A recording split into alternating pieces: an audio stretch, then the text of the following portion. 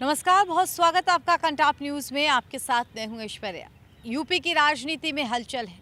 हलचल इस बात की कि समाजवादी पार्टी के सांसद टूटकर एनडीए के साथ या बीजेपी के साथ जा रहे हैं। हलचल तब से शुरू हुई जब मंत्री ओम प्रकाश राजभर ने एक बात कही कि समाजवादी पार्टी की तरफ से चिट्ठी आई है जिसमें 20 सांसदों के नाम हैं। अब क्योंकि उत्तर प्रदेश में विधानसभा चुनावों में 6 से 7 महीने का ही लगभग वक्त बचा है, तो सवाल तमाम तरीके के ये उठने लगे हैं कि क्या बंगाल की टीएमसी, महाराष्ट्र की शिवसेना और दिल्ली की आम आदमी पार्टी के नक्शे पर समाजवादी पार्टी भी चल पड़ी है। क्या समाजवादी पार्टी के भी सांसदों में भयंकर टूट होने वाली है? क्या वहाँ भी कुछ गहमा गहमी है? ओम प्रकाश राजभर का साफ तौर पे ये कहना था, मीडिया को दिए गए एक इंटरव्यू में उन्होंने कहा था कि समाजवादी पार्टी के ही वरिष्ठ सांसद रामगोपाल यादव की तरफ से एक चिट्ठी गृह मंत्री अमित शाह को दी गई है जिसमें 20 सांसदों के नाम हैं। इसी के बाद ये खबर फैलते देर नहीं लगी कि क्या अखिलेश की पार्टी में भी टूट होने जा रही है। वो पार्टी जो लोकसभा में तीसरे नंबर पर है, अपने सांसदों के बहुमत का दम रखती है, क्या उसमें भी टूट होगी? तो इसी पर हम बातचीत करेंगे आज। हमारे साथ हमारे सहयोगी अवनीश भी जुड़े हुए हैं। अवनीश, सीधे तौर पे खबरें निकल करके आई और खबरों ने सबको हिला दिया, इसलिए कि एक सीरीज सी है। पहले हमने दिल्ली की आम आदमी पार्टी के सांसदों की टूट देखी, फिर हमने बंगाल विधानसभा चुनावों के बाद तुरंत टीएमसी के सांसदों में टूट देखी और उसके तुरंत बाद हमने महाराष्ट्र में उद्धव ठाकरे की शिवसेना में टूट देख ली। अब क्या अगला नंबर समाजवादी पार्टी का है? देखिए, अगर हम टीएमसी की बात करें, महाराष्ट्र की राजनीति में उद्धव ठाकरे की पार्टी की बात करें और दिल्ली में आम आदमी पार्टी की बात करें, तो सर हर एक राज्यों की राजनीति का अपना अलग अलग एक मापदंड है, वहाँ के परिस्थितियाँ हैं, स्थितियाँ हैं। लेकिन अगर उत्तर प्रदेश की राजनीति में खासकर समाजवादी पार्टी के सांसदों की टूट की बात कही जाए तो अभी सिर्फ एक हवाई में मामला चल रहा है। कहीं न कहीं देखा जाए जिस तरीके से समाजवादी पार्टी के सांसदों को लेकर अभी ओम प्रकाश राजभर का आपने जिक्र किया कि ओम प्रकाश राजभर ने कहा कि उनके सांसद टूटने वाले हैं, सारी चीज़ें हैं, लेकिन अभी तक कोई भी ऐसा सांसद 37 सांसद है समाजवादी पार्टी के, लेकिन कभी अभी तक कोई भी ऐसा सांसद सामने फ्रंट पे आकर कुछ ऐसा कहा नहीं कि जिससे ये माना जाए कि समाजवादी पार्टी के अंदर कोई किसी तरीके कोई टूट नज़र आ रही है। पहली बात। और दूसरी बात अगर किया जाए तो अब तक देखा जाए जिस तरीके से समाजवादी पार्टी की स्थिति है उत्तर प्रदेश में, चाहे उसके कार्यकर्ता हों, चाहे उसके विधायक हो, चाहे उसके सांसद हों, पार्टी संगठन की तरफ से जो भी उनको जिम्मेदारियां मिल रही हैं उसको लेकर इस तरीके से वो अलर्ट मोड में हैं और ख़ासकर बीजेपी सरकार को घेरने पे किसी भी एंगल पर कहीं कोई कोर कसर नहीं छोड़ रहे हैं। तो ऐसी स्थिति हो चुकी है, तो इसके बाद एक कहना अभी बहुत जल्दबाजी होगी कि कोई सांसद टूट रहा। अगर ऐसा होता तो कोई सांसद आके विपरीत में बयान देता। अभी ओम प्रकाश राजभर की आप बात कर लीजिए। ओम प्रकाश राजभर जिस तरीके से उन्होंने एक चर्चा की थी, उन्होंने कहा कि पंचायत चुनाव बहुत जल्दी होंगे, सारी चीज़ें होंगी, लेकिन क्या हुआ, पंचायत चुनाव विधानसभा चुनाव के बाद हो रहा है। तो फिर उनका ही स्टेटमेंट आ गया। इसलिए उनकी बातें हैं, अब उनकी बात में क्या सत्यता है इस पर तो बहुत आइडेंटिटी क्लियर नहीं है, लेकिन ऐसी कोई भी बगावत, कोई भी फूट अभी भी फिलहाल में समाजवादी पार्टी में नज़र नहीं आ रही है। बिल्कुल, यूपी की परिस्थितियां बहुत अलग हैं। यहाँ की जो राजनीति है वो जातिगत आधारित ज़्यादा होती है, लेकिन फिर भी जिस तरह से लालजी वर्मा, राजीव राय और सनातन पांडे सांसदों का नाम ले लिया गया, उसमें तो सनातन पांडे खुद ही आगे आ गए और उन्होंने ओम प्रकाश राजभर का ही मजाक बना दिया। तो क्या समाजवादी पार्टी में भी कुछ एक तरीके की टोह लेने की कोशिश की गई इस मुद्दे को इस तरह से इस वक्त पे उछाल करके? देखिए, जिस तरीके से आपने चर्चा किया समाजवादी पार्टी का और उनके सांसदों का, अभी हम लालजी वर्मा की बात करें। लालजी वर्मा जो हैं अंबेडकर नगर से मौजूदा सांसद हैं और अंबेडकर नगर की जो राजनीति है वो फिलहाल में सपा और बसपा के इर्द गिर्द घूमती है। अब बसपा की स्थिति देखा जाए 2012 के बाद से अंबेडकर नगर में, यानी 2022 विधानसभा चुनाव के बाद से वहाँ पर स्थिति बसपा की ख़त्म हो गई और जो भी वहाँ के विधायक थे, सांसद थे, वो सब सीधे सपा में चले आए। लालजी वर्मा पहले बसपा के बहुत बड़े कद्दावर नेता माने जाते थे। आज की स्थिति कि लालजी वर्मा समाजवादी पार्टी से सांसद हैं और वहाँ का भौगोलिक गणित है, राजनीतिक गणित है अम्बेडकर नगर का, वह समाजवादी पार्टी के प्रभाव में ज़्यादा दिखाई दे रहा है फिलहाल में अब तक की स्थितियों के हिसाब से।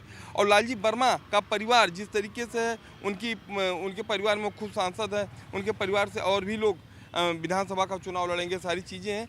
तो ऐसी स्थिति में ऐसा कभी नहीं माना जा सकता कि लालजी वर्मा इस तरीके से उनको अगर कहा जा रहा है, तो ऐसा कुछ समझ में नहीं आ रहा है या कुछ दिखने में नहीं मिल रहा है कि लालजी वर्मा इस तरीके से पार्टी लाइन से अलग होंगे। क्योंकि देखा जाए जिस तरीके से वहाँ पे दो बड़े नेता हैं, एक राकेश पांडे के लड़के हैं रितेश पांडे, जो कि सांसद रहे, इस समय बीजेपी में हैं। भले राकेश पांडे सपा में विधायक रहे हों, लेकिन उन्होंने राज्यसभा चुनाव में विपरीत वोटिंग कर दी थी। तो मिला जुला कर ऐसी स्थिति में लालजी वर्मा किसी भी स्थिति में समाजवादी पार्टी के साथ ही रहेंगे और समाजवादी पार्टी को छोड़ेंगे नहीं, क्योंकि अम्बेडकर नगर की जो स्थिति है वो इस तरीके की बन चुकी है कि उससे वो बाहर नहीं निकल पाएंगे। यहाँ पे समाजवादी पार्टी को लेकर के एक खबर ब्राह्मण सम्मेलन को लेकर के भी आई थी कि ब्राह्मण सम्मेलन रखा गया, लेकिन उसमें मुसलमानों की संख्या ज़्यादा दिखी उनको। इसके बाद सपा से ही बीजेपी में आए मनोज पांडे, जिनको हाल फिलहाल मंत्री भी बनाया गया है, उन्होंने भी सरनेम पे बात उठा दी कि अखिलेश तो जब प्रेस कॉन्फ्रेंस होती है तब जाति पूछ करके पत्रकारों से बातचीत करते हैं। तो क्या ये इस तरीके के मुद्दे उठाना कहीं ना कहीं बीजेपी समाजवादी पार्टी को एक कोई भी बिंदु नहीं छोड़ना चाहती है? जिस तरह समाजवादी पार्टी घेरती है बीजेपी को, उस समय बीजेपी भी पूरी कोशिश कर रही है कि किसी न किसी मुद्दे पे हम सपा को घेर ले जाएं। देखिए, एक नैरेटिव सेट करने की बात हुई है पिछले 5-6 साल से, देखा जाए 3-4 साल से, एक बीजेपी में कि ब्राह्मणों को हाशिए पे रखा जा रहा है, एक नैरेटिव सेट किया जा रहा है। लेकिन उसके बावजूद भी देख लिया जाए, चाहे 24 का चुनाव हो, चाहे 22 का चुनाव, चाहे 17 का, 14 का, तो ब्राह्मण वोट बैंक जो सीधे वो बीजेपी की तरफ जाता हुआ दिखाई दिया। 2024 लोकसभा चुनाव में थोड़ा मोड़ा इधर डाइवर्ट हुआ, लेकिन वो जातिगत फैक्टर, जातिगत समीकरण रहा गई बात। तभी एक बयान आया कल, बीजेपी के पूर्व विधायक हैं यहाँ से फैजाबाद की गोसाईगंज सीट से, इंद्र प्रताप तिवारी, खबू तिवारी है, उन्होंने इसी मुद्दे को उठाया। उनकी तरफ से बयान आया कि समाजवादी पार्टी ब्राह्मण सम्मेलन करती है, ब्राह्मणों के हित की बात करती है, लेकिन देखा जाए तो अखिलेश यादव की पार्टी के कई नेता हैं जो सीधे ब्राह्मणों के खिलाफ बोलते हैं, उनकी पार्टी। तो कुल मिला जुला कर उनका इस तरीके का जो एक प्रोपोगेंडा रचा जा रहा है, उनकी तरफ से जो ब्राह्मण सम्मेलन ऐसी बात कही जा रही है, ब्राह्मण इसके बहकावे में नहीं आएंगे। लेकिन अगर ब्राह्मण वोट बैंक की बात किया जाए तो 2007 में देखा जाए जिस तरीके से बीएसपी के साथ जुड़ा और बीएसपी फुल मेजॉरिटी में आई, बाद में कुछ ना कुछ ब्राह्मण सपा में चले गए, फिर 2014 से लगातार बीजेपी के परंपरागत वोट बने हुए हैं। तो कहीं न कहीं समाजवादी पार्टी ये जब बहुत अच्छी तरीके से समझ चुकी है कि अगर ब्राह्मण वोट बैंक में थोड़ी भी सेधमारी हो जाएगी तो बीजेपी को कहीं न कहीं उसको पछाड़ा जाएगा। और एक सोशल इंजीनियरिंग जो फार्मूला है वो समाजवादी पार्टी एकदम सेट करने के, क्योंकि बीजेपी को देखा जाए तो बीजेपी ने ओबीसी वोट बैंक में ऐसी सेधमारी की कि जिससे समाजवादी पार्टी 2017 में 47 सीटों पे आ गई, जो 225 सीटें जीती थी। उसके बाद उसने फिर से अपना एक तैयार किया खाका, उसके बाद वो आगे बढ़ना शुरू की। तो उसको लगा कि अब हम जो अगड़ा की राजनीति करती है, बीजेपी साथ पिछड़ा लिए हुए है, तो फॉरवर्ड में भी एक ब्राह्मणों का जो 20% वोट बैंक उत्तर प्रदेश में, उसमें इस तरीके की सेधमारी की जाए ताकि बीजेपी को डिमोनलाइज किया जाए। अब आने वाले समय में ब्राह्मण किस तरफ जाते हैं ये परिस्थितियां डिपेंड करेंगी, लेकिन बहरहाल जिस तरीके से ब्राह्मण वोट बैंक 14 से लेकर 24 तक बीजेपी के साथ दिखाई दिया, तो अभी फिलहाल में कहा नहीं जा सकता कि ब्राह्मण सपा के साथ जाएगा, और जाता भी है तो कैसे जाता है ये परिस्थितियाँ बताएंगी, आगे की राजनीति पे डिपेंड करेगा। अब आखिरी सवाल फिर से सांसदों को लेकर के, क्या जिस तरह से समाजवादी पार्टी का भी नाम आया कि उनके सांसदों में भी टूट हो सकती है, ये इस वजह से भी हो सकता है क्योंकि मॉनसून सत्र में ही बीजेपी पूरी कोशिश कर रही है कि वो महिला आरक्षण बिल पास करा ले, और वो तभी होगा जब उसकी जो सांसदों की संख्या होगी वो उस स्तर पे पहुंचेगी। उसके बाद जो संसद में सीट्स बढ़नी है, 800 पार होनी है, उसको भी जब तक 2/3 बहुमत नहीं मिलेगा तब तक वो भी पास नहीं होगा।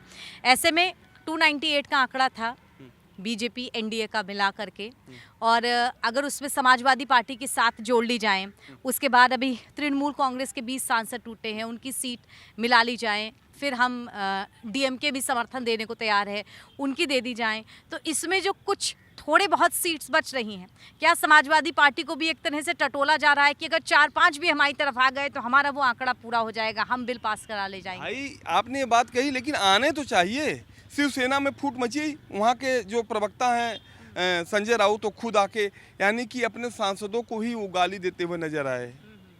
टीएमसी में फूट पड़ी शत्रुघ्न सिन्हा से लेकर यूसुफ पठान तक बागी हो गए, वो सबके सामने आया। यानी कि दिल्ली में बैठक हुई, वो बीजेपी की जहाँ पे बैठक हुई उसमें उनके सांसद शामिल हुए, लेकिन सपा का कोई सांसद बताइए जो शामिल हुआ हो, नहीं हुआ है। सपा के किसी सांसद की तरफ से कोई ऐसा बयान आया हो जो पार्टी से हट के हो, ऐसा नहीं आया। अखिलेश यादव ने अभी कल नहीं परसों प्रेस कॉन्फ्रेंस की, प्रेस कॉन्फ्रेंस के दौरान उन्होंने इस तरीके की बात की, बीजेपी के ऊपर आरोप भी लगाए कि टूट की करने की और पोलराइज करने की बात कर रही बीजेपी। लेकिन अगर मैं बात करूं तो एक लामबंदी जो समाजवादी पार्टी में एकजुटता है वहां के नेता से लेकर विधायक से लेकर सांसद कार्यकर्ताओं में, वो सीधे दिखाई दे रही है। फिलहाल में ना कोई सांसद बागी हुआ है ना कोई नेता बागी हुआ है, और जब तक ऐसी स्थिति नहीं होगी तब तक इस पर ये नहीं कहा जा सकता कि कोई सांसद बीजेपी के पाले में आ रहा है। अभी देखिए राघव चड्ढा छोड़े पार्टी और सीधे चले आए। आम आदमी पार्टी के कितने राज्यसभा सांसद थे वो सीधे चले आए बीजेपी में, वो सीधे उनकी तरफ से आके बयान दे रहे हैं। लेकिन आप एक भी सांसद का नाम बताइए जो बीजेपी के पक्ष में बयान दिया हो या पार्टी से हट के कोई स्टेटमेंट दिया हो जिससे हम अनुमान लगा पाएँ। तो ऐसा अभी तक कोई परिदृश्य राजनीति में उत्तर प्रदेश की सियासत में देखने को नहीं मिला। और एक बात हम और बता दें कि चाहे बंगाल की राजनीति हो, चाहे दिल्ली की राजनीति हो और चाहे महाराष्ट्र की राजनीति हो, यानी वहाँ पे तीनों स्टेट की राजनीति को छोड़ दिया जाए तो उत्तर प्रदेश की सियासत इससे बिल्कुल इतर है। और इस पर अगर एक सोशल इंजीनियरिंग के तौर पे देखा जाए तो जिस तरीके से बीजेपी ने भी ओबीसी वोट बैंक में अपना एक मजबूत पायदान बना लिया है, तो समाजवादी पार्टी भी एक अपनी मजबूत हैसियत ओबीसी वोट बैंक में रखती है और फॉरवर्ड को भी वह टिकट देकर ऐसी स्थितियां बना रही है। अभी आप उदाहरण ले लीजिए, पूर्वांचल में अभी विनोद राय की आपने चर्चा किया जो वहाँ से विधायक हैं, क्या नाम उनका? राजीव राय। राजीव राय का नाम लिया आपने कि वो विधायक, वो सांसद है वहाँ से, घोसी विधानसभा से, लोकसभा से। तो चाहे राजीव राय की बात किया जाए, चाहे सनातन पांडे की बात किया जाए, और चाहे हम बात कर लें चंदौली वाली लोकसभा की, वहाँ पर जिस तरीके की सोशल इंजीनियरिंग फॉरवर्ड को टिकट देने का काम समाजवादी पार्टी ने किया, तो इससे वो सीधे बीजेपी को ही धराशायी करने का काम की उनकी ये जो सोच थी। तो एक जो स्ट्रेटजी अखिलेश यादव की है वो बीजेपी से की ही तरह उनकी भी राजनीति चल रही है, और वो भी इसी तरीके से उत्तर प्रदेश की सियासत में एक के बाद एक ऐसा निर्णय ले रहे हैं जो बीजेपी के लिए चुनौती हो रही है। इसलिए बीजेपी भी एक तरीके का अपनी तरफ से भी ऐसे प्रचार ऐसे प्रसार किए जा रहे हैं कि ताकि ऐसा महसूस हो कि सपा में बगावत हो रही है, बस उलझे रहें। लेकिन ऐसा कुछ देखने को मिल नहीं रहा है। लेकिन फिर भी हमने उदाहरण बहुत सारे देखे हैं, विधायकों के उदाहरण में देखे हैं। मनोज पांडे जो भी समाजवादी पार्टी से टूट करके गए, पल्लवी पटेल का हमने उदाहरण देखा है। तो उत्तर प्रदेश की राजनीति में कुछ भी संभव है। यूपी विधानसभा के चुनाव बहुत ज़्यादा नज़दीक हैं। ऐसे में ये देखना दिलचस्प होगा कि सांसदों में टूट की जो ये बात आ रही है, अब अखिलेश यादव के लिए एक तरह से अग्नि परीक्षा का दौर आ चुका है कि वो अपने सांसदों को किस तरीके से बांधे रखेंगे कि वो उनकी पार्टी में एकजुटता के साथ रहें। और बीजेपी की तरफ अपना टारगेट पूरा करने का लक्ष्य है कि उन्हें वो 2/3 बहुमत मिल जाए सांसदों के लिए, जिससे वो मानसून सत्र में अपने तमाम वो पेंडिंग बिल पास करा सकें जो पिछली बार गिर गए थे। तो अगले 2 से 3 महीने बेहद दिलचस्प होने वाले हैं, इंतज़ार कीजिए। उत्तर प्रदेश की राजनीति में भी बहुत सारे बदलाव आएंगे। फिलहाल जो आएंगे हम आप तक ज़रूर पहुंचाएंगे, पूरा विश्लेषण, पूरा डिस्कशन उसका। अभी इजाज़त दीजिए,